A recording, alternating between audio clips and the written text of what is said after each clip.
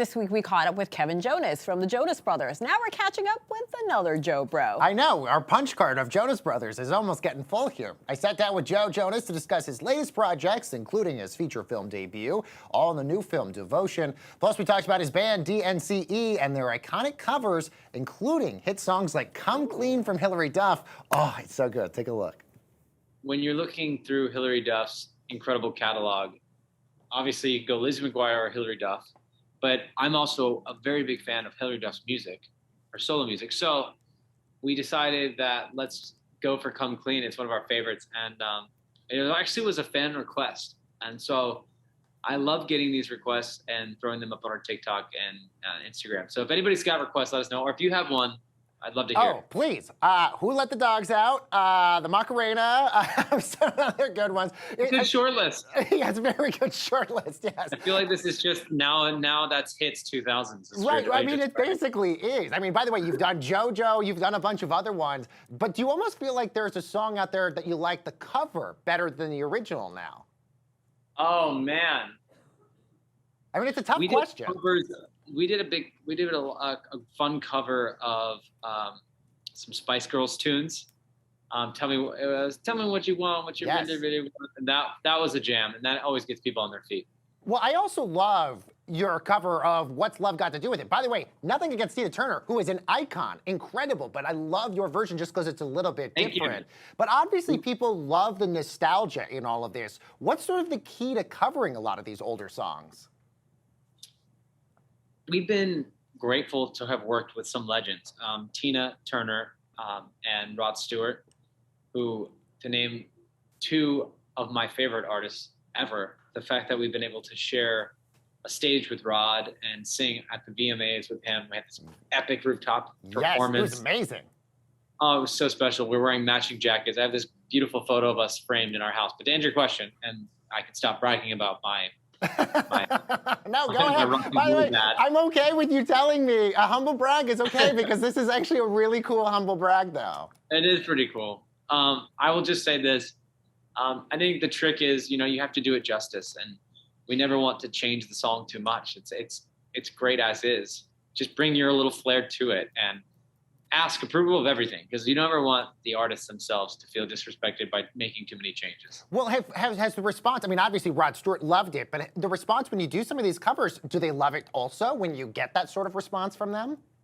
Luckily, so far so good, knock on wood, we keep it that way. The Tina Turner one's tough to find, actually, because it's under an album that she did, and it was a bunch of artists that were honoring her by covering some of her songs. So you have to Google for that one, but I hope to keep it up. Yeah, totally. By the way, let's talk about your other band, the Jonas Brothers, heading back to Vegas in November. I mean, what is it about Vegas that keeps you guys just coming back for more every time? I mean, it's Vegas, man. It's hard to keep us away. But Vegas is one of those places, some iconic performances are going to happen. The artists that share the stages of some of those familiar venues, it's a really special place to be. I've gone and seen a handful of artists. I'm still waiting, and fingers crossed, to see Celine. Oh, yeah. What I will say is the crowds are phenomenal, and we made a conscious decision to change up the set list every show, so nothing was the same. No song was in the same spot. And you can see the difference on people's faces, their excitement. They lit up like, oh, wow, I was at number 2 of their Vegas shows. We want that same familiar feeling when we do more later this year. Well, it's funny, I asked you that because I asked your brother Kevin about this recently. I asked him what his favorite Vegas memory was, and he said, apparently you guys there was a bachelorette party, and there was Elvis was there. Always. So there's always a few bachelor and bachelorette parties that are at our shows. It's a place to go celebrate birthdays. Of course. It's hard to pick one memory. I mean, a lot of proposals happened on this past Vegas, which they happen. What happens in Vegas stays on the internet. So it was quite fun. And he said, by the way, literally, you only go in for 24, 48 hours and you get out. You do not stay any longer than that.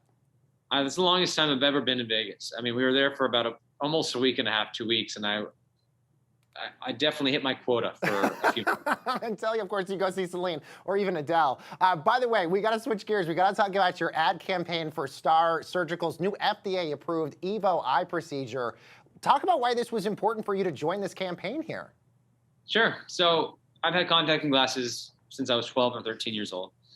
And traveling all over the world, I'd forget glasses, I'd forget contacts. I'm in a new hotel and I'm reaching for my glasses, can't find them. I'm stumbling to the bathroom. It's just, it ain't sexy. It ain't fun. And I would have dry eyes throughout the day. And like millions of other people that deal with nearsightedness, I had an issue seeing even 10 feet in front of me. And so it provided many issues. And I was just kind of used to that. But I talked to my eye doctor, he provided this option, and it blew my mind.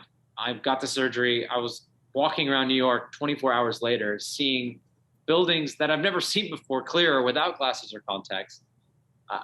You would have thought it was my first day on Earth. I'm literally walking around and just in awe, and I'm just so grateful that I did this. That's like your Dorothy and Oz moment. And look, as somebody who has issues with his contacts on a daily basis, always forgets to bring enough, I totally understand what you're talking about. So let's talk about the experience. What was it like undergoing the procedure? I mean, I know you said it's impacted your life for the better, but talk about what it was like.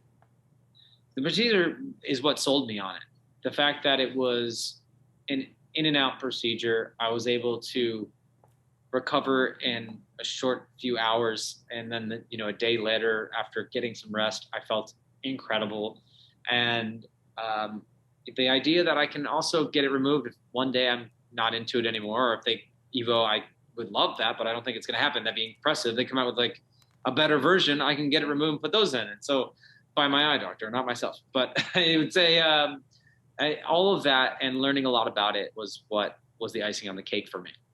Joe, we're almost out of time, but I gotta get this last question in. We gotta talk about your feature film debut and the highly anticipated Korean War movie, Devotion. I mean, I just saw the trailer today. It looks incredible. Why was now the time to step into acting again here? Well, Devotion was an amazing film to be a part of. I mean, it's a great book, and I loved working with this incredible cast. We shot it in Georgia in the middle of lockdown, and it's a beautiful story that about a band of brothers in Korean War. They famously known for the Forgotten War, but we lost a lot of lives in that war. And it's a beautiful, tragic story with a lot of heart. There's a love story attached. It's kind of for everybody. And I think it's super impressive. There's some amazing stunt plane scenes in there. And I would encourage everybody to go see it.